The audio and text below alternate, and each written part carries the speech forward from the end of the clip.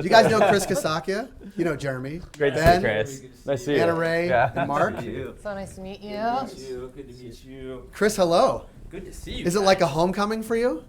I guess it is in a way. Chris, you used to write for MJBiz for not an insignificant amount of time. Yes, 3 years full-time covering national retail and various other beats, and I been doing freelance with them since 2019-ish. Yeah? Yes. Good old days. Indeed. Although 2019 had a vibe. Yes. That was a downturn vibe. That was the beginning of the end. Well, Yeah. I want to dive into what you were just saying. Yes. Because, so we've been talking about these businesses that are focused, but yet, I mean, I think we also need to be real here. Like, vertical cannabis companies are still ruling the U.S. broadly. Like, and I would say that I would have said that less before I saw the new licensees that were just unveiled for Texas, which is the same, 6 companies that we see over and over, many of whom are public and who are vertical. So if yes, there's this kind of cannabis 2.0, 3.0, whatever 0.0 we're in, that are these very focused companies, but then the old vertical companies are still getting new licenses and opening new markets. Like, what is the future in terms of vertical companies versus focused companies? And I'm curious of what you're seeing and what everyone thinks. I would say because they have the money. And they've done it before. That would be my sense. Like, And the regulations. right, it's not because it's a it's- good yeah, idea. it's It's very because it's the regulatory. regulations that, especially in Florida, like, this is what it is. Yeah. Right? And Texas is going to be the same. I think that's at least my sense. Yeah, Not- and you've also seen companies that have been vertical the whole time actually start to, get out of some certain sections or certain states. So you're also seeing, some, getting rid of some assets too. So I think it's kind of a mixed picture. Like everything in cannabis, nothing is a straight line. I think you see a little bit of everything there, and everyone's obviously trying to find this right mix, really to maximize efficiencies, because that's really kind of the name of the game right now in terms of really just viability and long-term growth for sure. So you bring up viability. What about the tax bills that they all have with the federal government? Like, is that going to come up in their viability Well, report in only Texas? because- Like, yeah. You need the money they're borrowing for the federal Yeah, government. yeah. It's a great interest rate. Yeah. well, GTI is paying their Yes, taxes, GTI is the GTI outlier. is one of the the few. anomaly. Yeah. Everyone else One of the owes. only. True Leaves, Jeremy was writing about it. Yeah, they have, I think, what it was 600 something million Yeah. tax liability on their balance sheet. I mean, not the way I would run a business, It's- but yeah. It's a bet. But Yeah, like, are the it's a Texas bet. regulators Yeah. just gonna like look past that and like, oh, they're a good company? Like, shouldn't that wipe out They're saying everyone that but the phase GTI? 2 of application process includes financial due diligence. It does, So yeah, yeah. now we're going to see what Texas thinks financial due diligence Yes, looks we like will. on Can you imagine that MSOs. whole Yes, list we will. except for GTI gets Well- like wiped out? That'd be weird. Thinking about it, you raise an excellent question. It has always been sort of a weird thing that cannabis is one of those industries where, where every sort of step of the supply chain is integrated at certain companies, and just like no other industry really operates that way.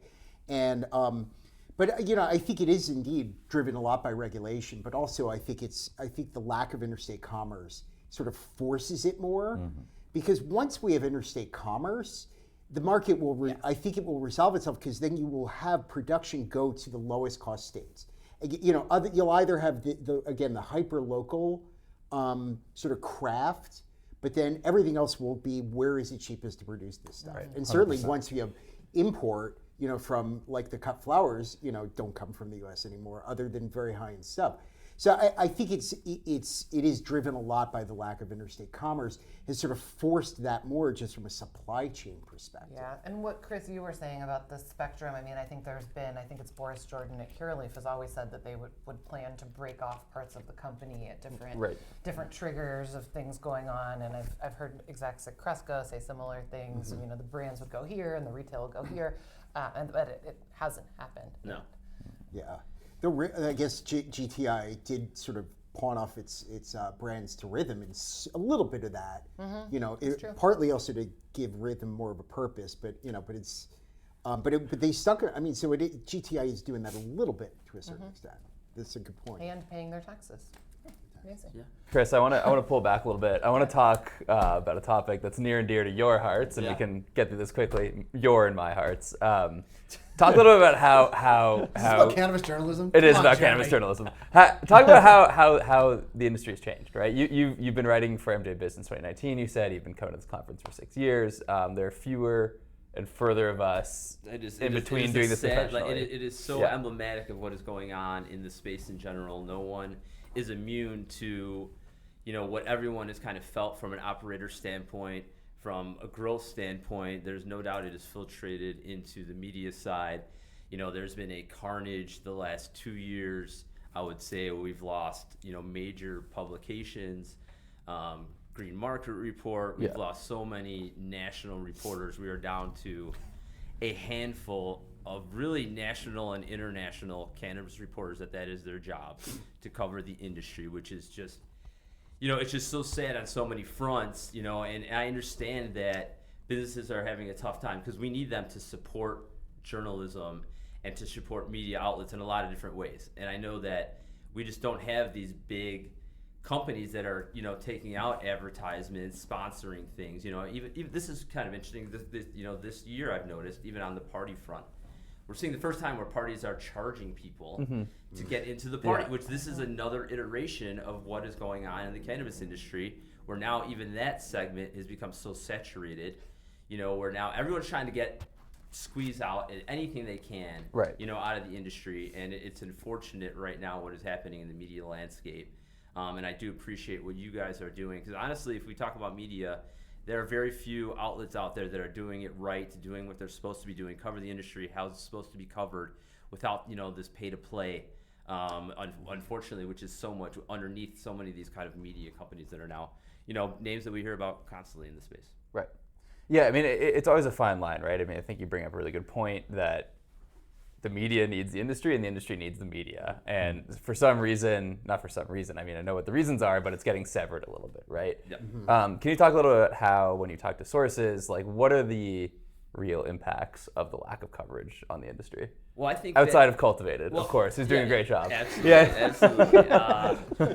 Brought to you by Siegelman's. Yes, personal biases aside here, but first of all, the stories that come out nationally are from mainstream media outlets. If you look at these stories, they are almost always negative in tone. Absolutely. A lot of times they're completely one-sided stories. A lot of times they are missing major facts or just complete misinformation pieces. A lot of times there's hit pieces. So you're not getting the industry's perspective really at all. Reactionary is kind of where the industry plays in most of these national stories that we see, hit the wires from various publications across the country. So you're not getting an insider's view, first of all. You're getting, as daily newspapers, because I write for some still, conflict kind of leads the day. So, that's kind of, the impetus on a lot of these stories is, where is the conflict? Why is this happening? Not really kind of the underlying issues of why this is happening. Where did this come from? What is the evolution of how we got here? You're not seeing very nuanced pieces. You're seeing very kind of on the surface stuff. And not only that, if you go to individual marketplaces, operators are just not getting the information that they need from, vetted, reliable journalists that, again, because we've had this carnage going on, and you're leading it to really the daily newspapers to cover their markets, individually. And we know what those kind of stories are going to be. Again, they're going to be tilt certain ways. They're not going to be taken from an industry's perspective. So you're losing a lot of voices here. And not only that, when you don't have industry coverage, even in trade group coverages, it's hard for brands and for companies to tell their story, because there are just not enough outlets out there to tell them. So again, you're limiting voices in the space when we all should know that we should be amplifying more voices, get more diversity in the space. There's a lot of trickle down kind of effects here that, that unfortunately is what we're seeing here. And I don't know how this is going to reverse itself without federal movement, which is the crux of so many conversations we have. Without federal movement, how the hell are we going to build momentum again? It's just very difficult to see, how we're going to reverse course. Well, it's like both in the journalistic and media perspective, but also the businesses and the industry overall is like waiting for these inflection points, which are at some point, and it could be 10 weeks or 10 years from now. Like it's like a lot of people are waiting for a lot of things to happen on some timeline, which is a question mark, and that is really hard to do. But mature industries, bev, alc, food, ag, whatever, like eventually they do have industry publications, multiple of them, covering an industry from various perspectives, doing deep dives. Like I think it's a cycle. It's just this cycle is longer because the road is unclear and on a timeline that is uncertain. Yeah, and it's very difficult to kind of get in the game from a media standpoint and make it economically and it is so right. We can difficult. attest to that. Yeah, I mean, you can try all these different models: Right. Substack, advertising, paid media. You know, it is so difficult. Events, Combinations. Of course, and everyone is kind of doing this Yeah. combo play. Yeah. And I think, you know, again, it's like this vetting out period of who's going to be the ones left standing.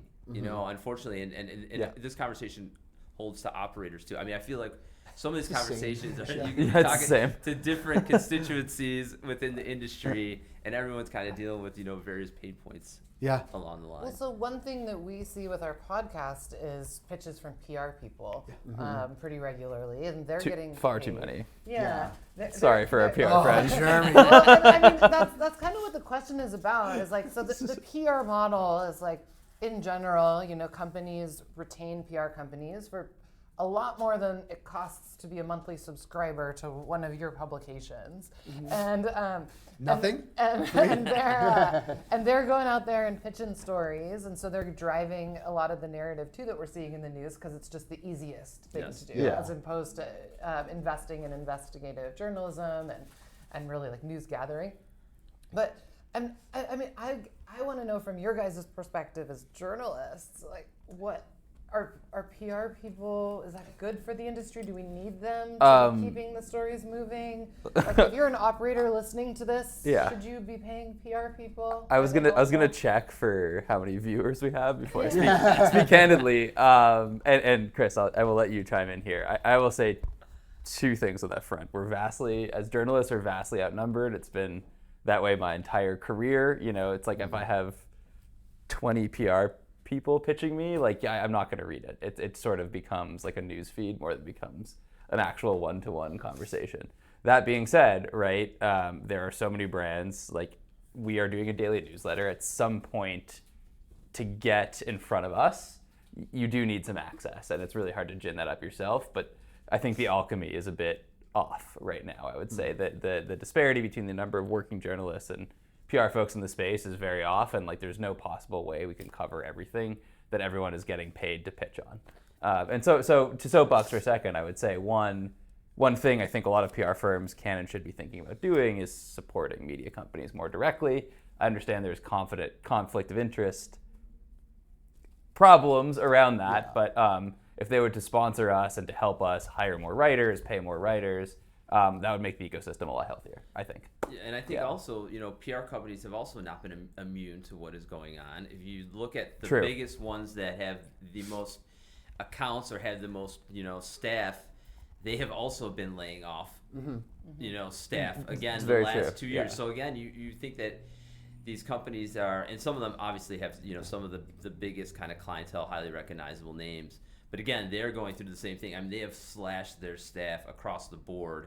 Almost every single one. Now, most of these bigger PR companies are like 5 people now. Right, you know, right. You know, so they're all, you know, so again, and not only that, because there's less publications, you know, there's less places to pitch to. Right.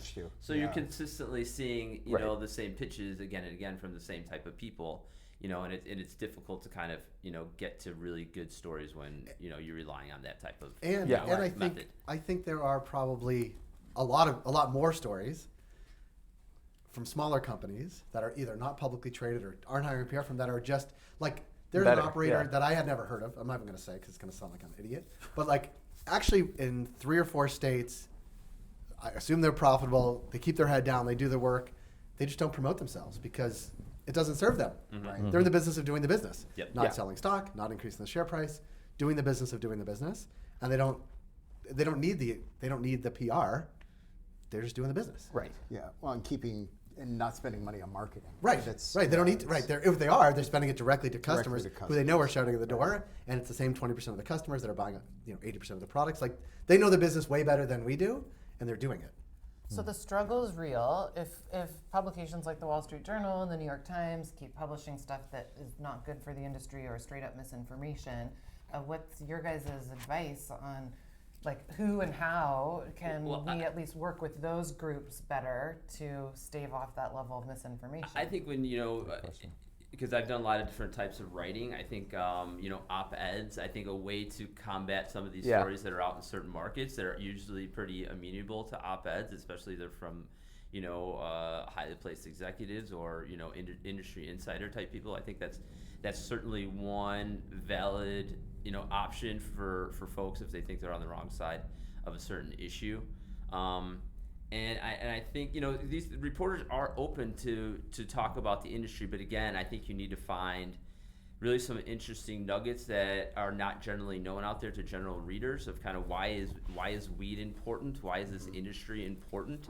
And I think that kind of gets lost in a lot of the conversation because we breathe this stuff every single day. But a lot of the just general audience doesn't know the intricacies of, market dynamics in certain states. So I think some bigger kind of ideas, I think would probably be helpful in this space. And I think, any type of anecdotal stuff from people of how, the plant has helped them get through certain, I think really just personal stories are incredibly important now. And I think that's one thing that big brands kind of lack right now is kind of just that personal storytelling. So I think there's certainly, some paths for folks. Yeah. Chris, I want to talk a little bit about what you've written for us this year. You've written a lot of really good stories for us. I think, the two most recent ones are around product inversion, the Omnium scandal in New York, and around the hemp ban. So why don't we start with New York a little bit? What did you learn in reporting that story? And if you could give the viewers who aren't super familiar with all the details, so basically, the 30-second backstory. A manufacturer in upstate New York basically got charged with inversion, essentially bringing in untraced, untracked product into New York's regulatory system, even though New York technically does not have a track and trace requirement.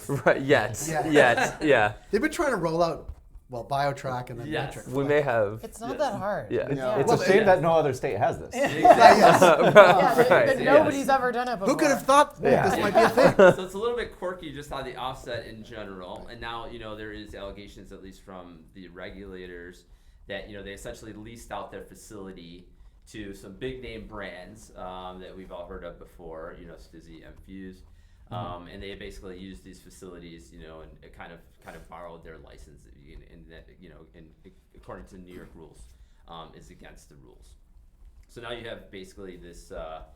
This aftermath of what happens in these markets when you have these big product recalls. A lot of times retailers are kind of stuck holding the bag, literally, of product. So they have to quarantine the product. Obviously, they can't sell the product.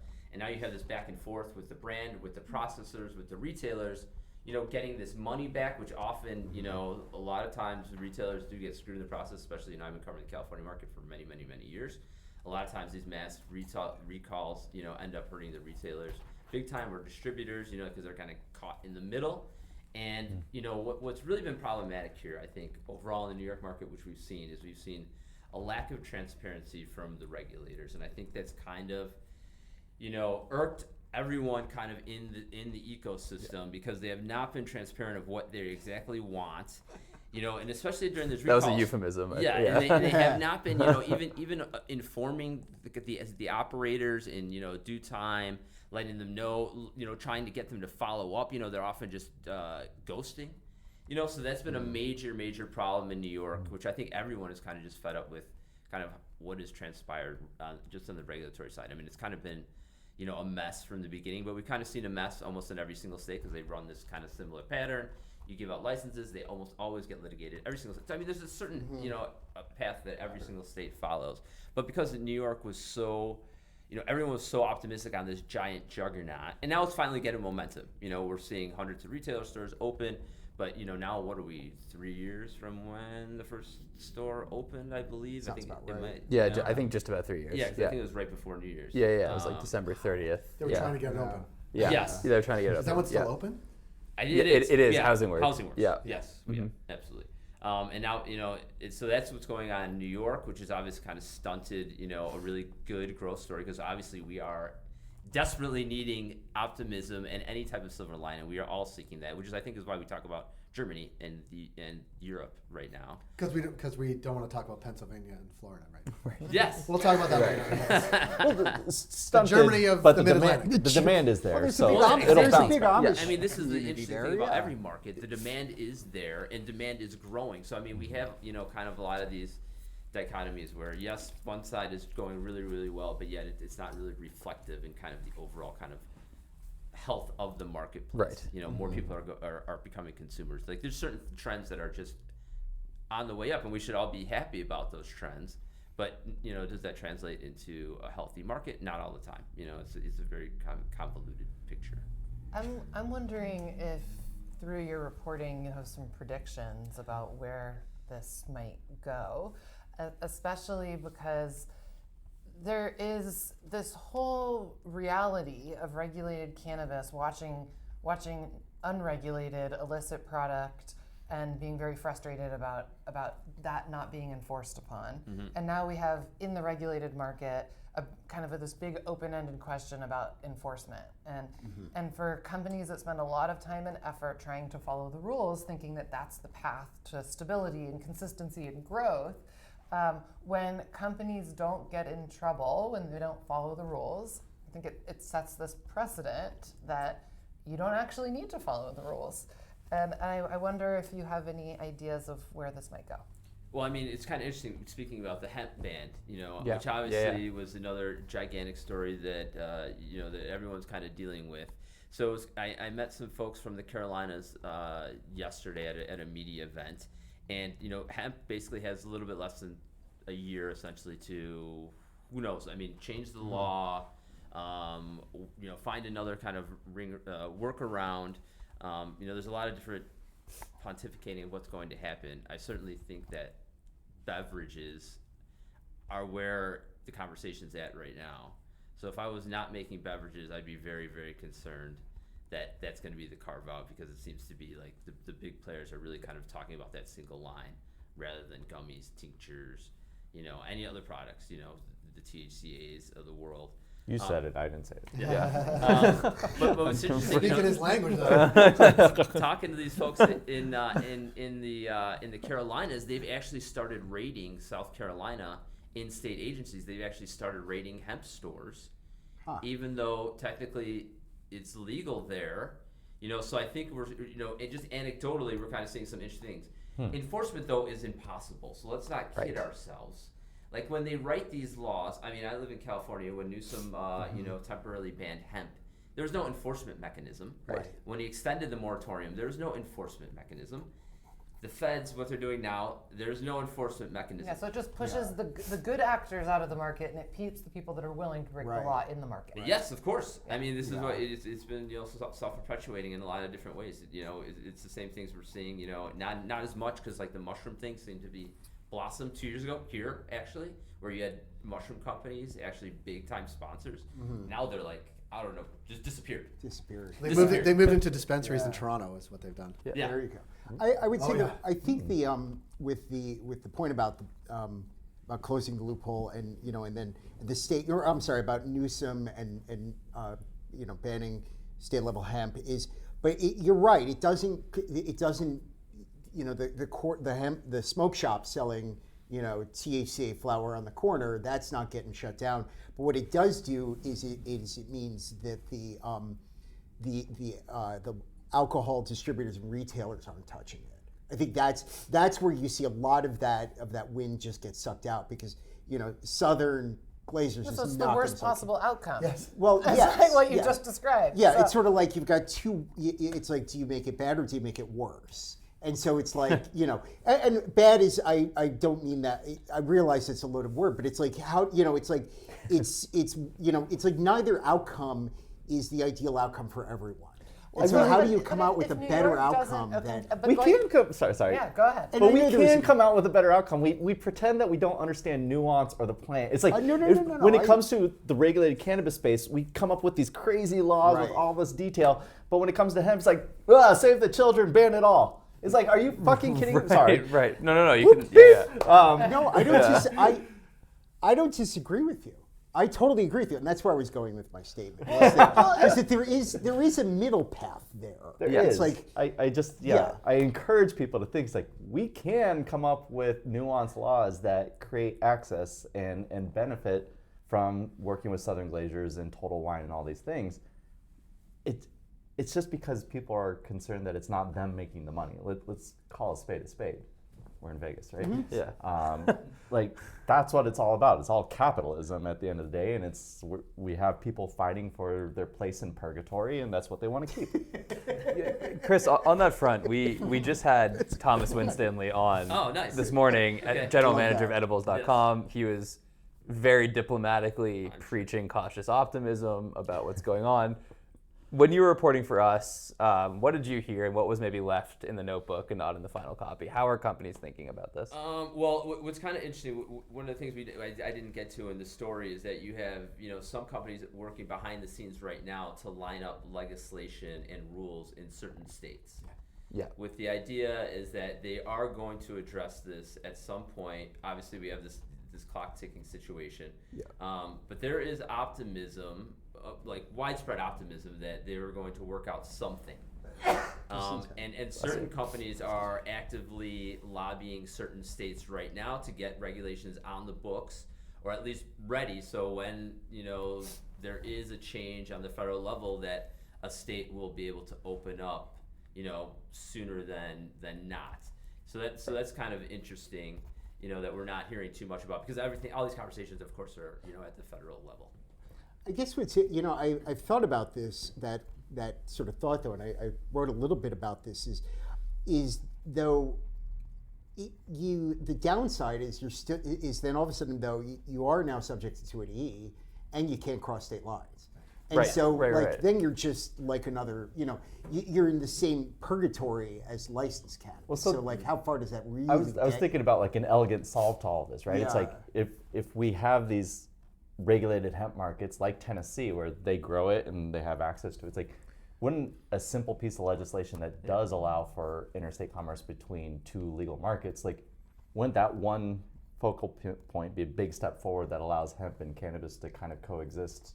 It would be great, and there's folks, Adam Smith, who is now running the marijuana, policy project. Yeah, MPP, He really pushed the interstate compacts for cannabis. Yeah. So a very similar idea Well, and I think what for that reason. is kind of nice, although I like a federal market and interstate commerce, but I'm not hearing any of these states that are talking about doing their own hemp laws try to create a dispensary-only model. And I think that there's this acknowledgement from the great hemp experiment that we've been living, that more open and traditional retail is worthwhile for a lot of reasons. And we could talk about it from a business perspective, but I think there's a strong argument for the governments to look at it too as a revenue driver when they're trying to push taxes, to be able to go into the places that consumers already are and not force consumers into new,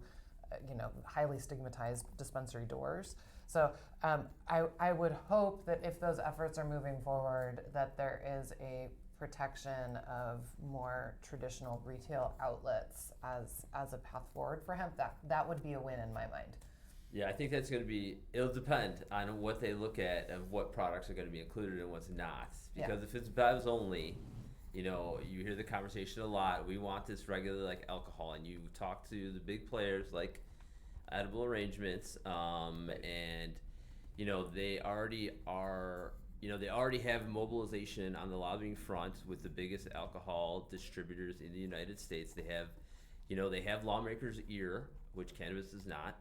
And that's what you hear about, is that we're going to regulate it like alcohol because, age gating, they're already kind of, the way the system is already set up, it's pretty much the three-tiered system like alcohol uses: producer, distributor, retailer.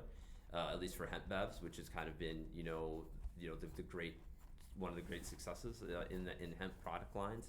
And that's also not only it's just so interesting. So hemp has been this like widely unregulated product, but but D9 drinks have done probably more to normalize cannabis use than anything else. Yeah. Statewide, nationwide, direct to consumer, social settings. Music venues. The Salt Shed in Chicago, GTI is kind of a little operator within the Salt Shed. It's an awesome venue in the city. They sell hemp drinks there. I mean, it's already being normalized in so many different ways, which is kind of interesting if we're going to try to unravel all that too and just bring that back in the box. I texted Jeremy. We were in Nashville. Yeah. Wife and I at a bar at the listening room, it's like a real place you go. Yeah. In a non-alcoholic section on the menu is THC beverages. That's so cool. It's technically not alcoholic. It is technically alcohol, but I was like, oh my God, the sky's not falling. I'm having one. Yeah. Nobody's even looking at me. And I'm in Tennessee. Like, this is better than I can get at home. The thing with beverage is, I think, Chris, to your point, and Jay, to your point, is that states and governments have the framework to regulate intoxicating beverages already. It's almost plug and play. I mean, there's certain nuances versus creating a dispensary model. And Newsom actually proved this because he claimed 99.5% success after. That's exactly where I was going. No, that's exactly right. He did. Mission accomplished. Yeah. Right. We're done here. He did say that. So the point being is that if you are a red state, if you are a Texas, right, I think the chances now of pursuing a ballot measure or a state legislature passed regulation bill are pretty low. But the chances of getting some sort of carve out for low dose 5 or 10 milligram, 2.55, 10 milligram hemp derived beverages in concert venues, in sports arenas, in bars is actually a pretty viable pathway, I think. And I think people, when they talk about, this new number that they put out, I don't know, 0.4 or something like that, all in cannabinoids, per product, people are pretty happy that there is actually a number because they think that exactly right. it's workable. Yes. Now you can raise it. Move the decimal. Yeah. It's really easy. Yeah. If you move it over one, you have a market. I mean, like literally. So I still go back to though, like how does that I think it though still fundamentally change it. If you just have a state level, allowance, it really though fundamentally changes the nature of the business. I mean, you can't do DTC anymore. Because none of the common carriers will carry. Right. The market. Yes. And so how it really fundamentally changes the whole business model. And does that become economically sustainable? Well, if it sounds like a great idea on paper, but does it actually pencil out? And I just don't know the answer. But it doesn't work for licensed cannabis. Yeah. So I don't know. I would guess. I mean, from our conversation with the Levia folks who recently bought back their business, like I would guess that taking your product off of Total Wine shelves and going into a dispensary will kill many businesses. Yes. I mean, just the margins get compressed. Absolutely. Unit economics are worse. But let's say you could sell it at the local grocery store. Sure. Within the state. How are you getting it to that local grocery store? You're not putting it on a Southern truck. Well, it's going to be like a microbrew. Like I see. Yeah. That totally changes the nature of the business. Yes, that's a great point. The whole beer distribution network is made up of regional distributors. And so yes. it's like or California even has 3 or 4. If you're really micro, you're doing you're filling it on Safeway shelves. I think the bigger question is less about distribution and more about manufacturing because hemp-derived beverages have benefited from being able to have scaled manufacturing and scaled ingredient production, and they're also much easier to make. Too. Right. You can make them in a couple of days. Mm-hmm. So even the time to market is so short. What the fuck are we doing here then? What are we doing here? I ask myself that all the time. Yeah. Ben, what are you doing here? And it's really just like the emulsifier that they throw in there. Yeah. So it's not a huge undertaking to make these type of drinks. And essentially canning lines are already there. I mean, look at breweries. I mean, this is what's so interesting again, these cottage industries.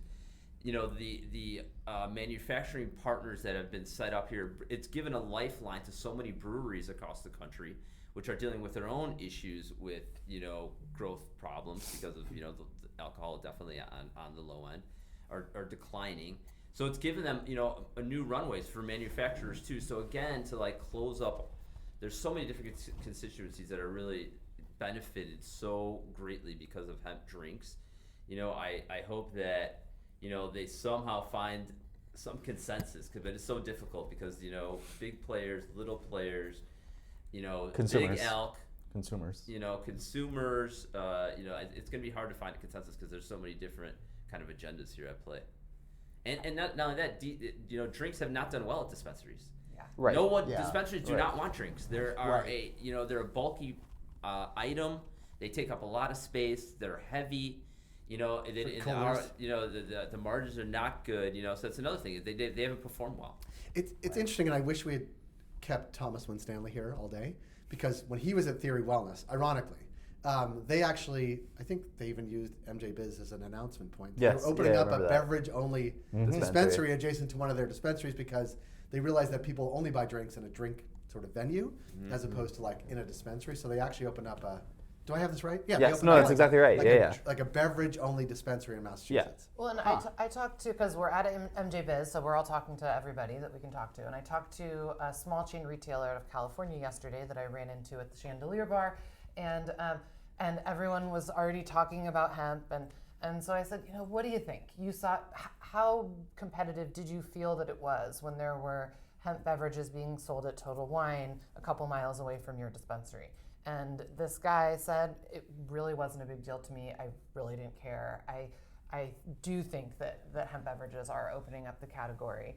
And he said, and now that they're banned, I haven't seen an increase of beverage purchases in the dispensary. Right. And he said, and to be honest, that most of the people that come to the dispensary to buy THC beverages are alcoholics that no longer are drinking alcohol anymore. And it's like people are coming to buy these beverages almost medicinally.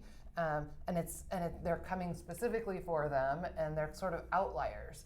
And so going back to like what you were talking about telling the stories of consumers and the stories of business owners, I think we need ambassadors to be telling the story of who are the people that are buying these beverages. Absolutely. And if it is people that have chosen to be sober from alcohol, like that's an important story that people should be hearing. That's like a real public benefit. Absolutely. I mean, what's so interesting is you're finding such a different consumer base between all these different types of cannabis products. Especially when you're talking about hemp drinks and traditional, edibles, concentrates. I mean, just completely different. But even who goes into the retail stores, they're skewing, 35 to 45 is like your typical dispensary shopper, that goes into the store. So I mean, there's all these kind of interesting, just dynamics playing out in the consumer bases, and how to reach them the best way possible. Of course, with all these roadblocks, of course, with advertising and marketing and et cetera.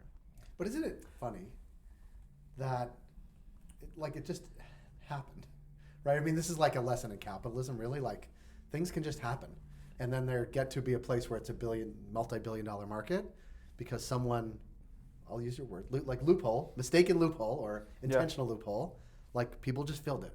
Yeah. And they fill it efficiently, they fill it effectively. Sometimes they fail, sometimes they succeed. And in markets where there's not regulated cannabis, it's fucking exploded. Yeah. Like it really tells you what consumers want. Yeah, I mean, it's funny to say that. Like I had a NRA brought up business school, so I'm gonna do the horrible MBA thing and bring it up. But are you gonna use PowerPoint? Yeah, I have a slide deck ready. I was just gonna say I had a professor who told me that money is like a liquid; it expands to fill an available opportunity. And I think the hemp, I thought that was an interesting way to think about it, and the hemp loophole is exactly that. The money came in, it filled the opportunity, and as long as that opportunity exists, it's gonna keep filling it as long as it's profitable to do so. I think the challenge though is that it's hard to build a sustainable industry on a loophole. Yes. Yeah. And because Totally. you always Yeah. had that risk. At least with licensed cannabis, we know it's still, it's like, but you've always had that risk. And so, to me, I again, is conflicted in my mind about what the path is and what the answer is and what's right, what should be, what could be. Is to me, the answer is not, restoring the loophole. Because that just puts everything back to, Sure. The answer is coming up with, all right, then do it right. And right as in do it the way that create actual legislation so that investors and partners can appreciate that this is not going anywhere. instead of always being on sort of Certainty this sounds edge. great. I take a little bit of a different perspective of it, and I might be in a minority as like an operator dabbling in the hemp space. I don't think it was ever about establishing a viable industry on a loophole. It was about getting access to the consumer and creating that moment of inertia. And where we're at as a collective industry would benefit from an extended loophole, so to speak, is further access, further capital, and those are the two things that will move the needle when it comes to legislation. Like we talked about the pseudo-democracy that we live in and capitalism. Like those are the two things that will move the needle Pseudo-capitalism. when it comes to the policymakers. Like we've seen like how cannabis just keeps falling down to the bottom of the priority list when it comes to these conversations.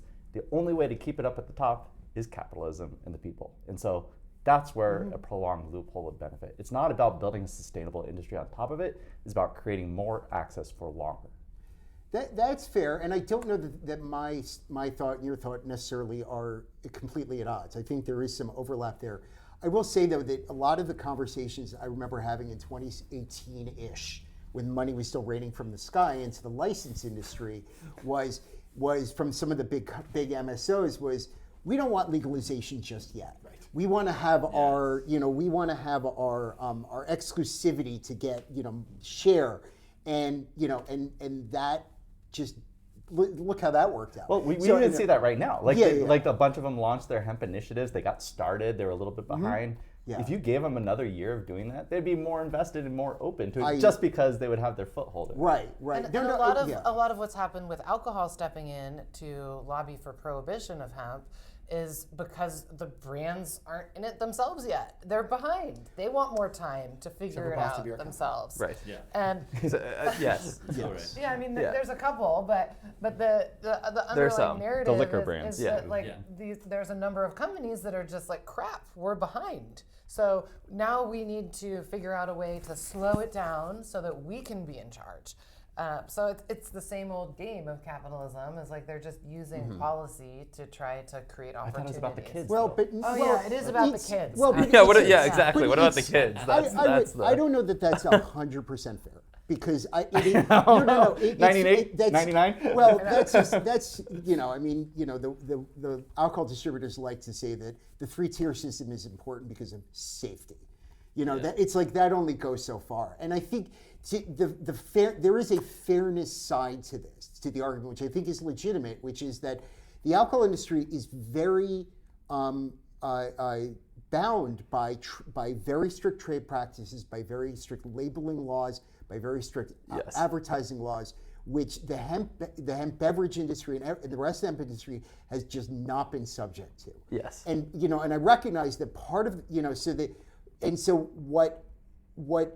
if it's going to work, the only way the alcohol industry is ever going to say, all right, we're willing to try to find some compromise here, is if it can't be you can't be putting THC in an energy drink. You can't be saying this is good for sleep. There's all this fairness so that the playing field is level. It's the same argument that the MSOs have. It's not fair. We've invested in all of this compliance. And we have all these rules to follow. And we have all these rules to file. My point is that you can't ignore that. Sure. So that is a fair argument. You're saying it's unrealistic to think that forever that you could operate without that. That's where the compromise needs to come in. But there's a lot of these conversations. There needs to be a middle ground. There's a lot of these conversations that are perpetual in the alcohol industry, separate from hemp.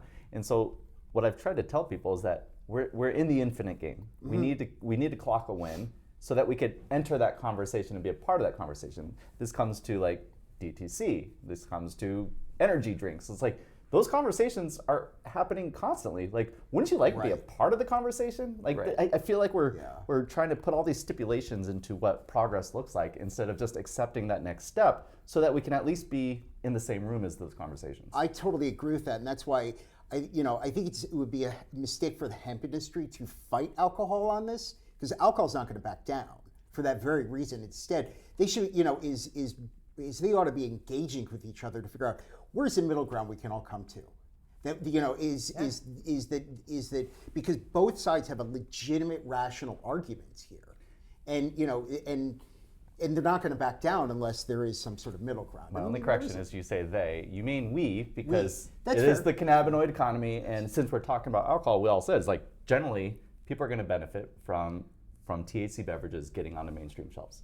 I say they because I'm wearing my pundit hat, and that's not me. You get to opine about anything. So, yeah. We're all high right now. Yeah. Not me. It's the morning. I'm It is on the coffee. morning, yeah. Oh, No, that come is it's a very fair point. It's very sorry. We hijacked this. No. Yeah. It's great. Well, this appears, in addition to the focus part of the conversations that we've had, the hemp is really Yeah. Yeah. Yeah, we didn't even talk about, which I did a story with you guys earlier in the year, is the VC movement on Yes. hemp. I mean, again, Yeah. this is like one of these, again, we're having so much problems on the capital side everywhere in the cannabis space, but yet D9 hemp VCs are, investing millions upon millions of dollars. I mean, we Until about 3 weeks ago. Yeah. 3 weeks ago, yeah. Yeah. So I mean, again, do we, that's another just aspect that really hasn't been talked about that much. Again, but this is one of the few, avenues that folks are investing into the cannabinoid space, Yes. and they have pretty much left the regulated, licensed state markets. I mean, it's almost impossible to hear, funds, maybe about the, some of the biggest fund managers. But I mean, beyond that, there is nothing. There's not even talk of it. So this is just another aspect of this hemp situation, is that there are investors that are looking at the spaces. They are putting their money where their mouth is, millions of dollars into certain funds. Well, that's absolutely shifted since this federal policy shift. Yes. And so now operators in hemp are subject to moving into the same kind of phase that so much of regulated cannabis has been used to for years, which is cash conservation and efficiency mode. And it's unfortunate because it's at the same time there does need to be continued investment and policy engagement. I think it's hard for companies to justify all expenses right now, but at the same time, this is not the time to uninvest in advocacy to get the message out, because they have to be on board. They It's have, now they or have- never. Yeah. Right. It's an interesting time for that. Yeah, I think a lack of capital has really always hampered licensed cannabis from doing proper lobbying. Yeah. They just, it's the last thing they have money for, and so yeah. But, the other industries we just talked about, that's where they put all their money. Yeah. Yes. Well, oh yeah. these are Protecting some of they're building bigger and bigger moats. Well, I'll give it a quick plug. This is why we created the Coalition for Adult Beverage Alternatives, to bring together the conversation of alcohol with Kava. See? Yeah. I With got it them. from our last conversation. That's right. Chris, sorry, this was an awkward transition. Chris, thank you. Yeah. I appreciate it. We will see you, I don't Yes. know, Somewhere. And thank you for all you do for the yeah. industry as well. Well, thank you Yeah, guys. thank you. absolutely. Thank you, I Chris. appreciate Yeah. what you Yeah. guys do. Thank Thanks, you so Chris. much. Keep writing. Thank you. Yes. Thank you. Yeah. We like you on this side of the hall anyway. Yeah. Just kidding, MJ.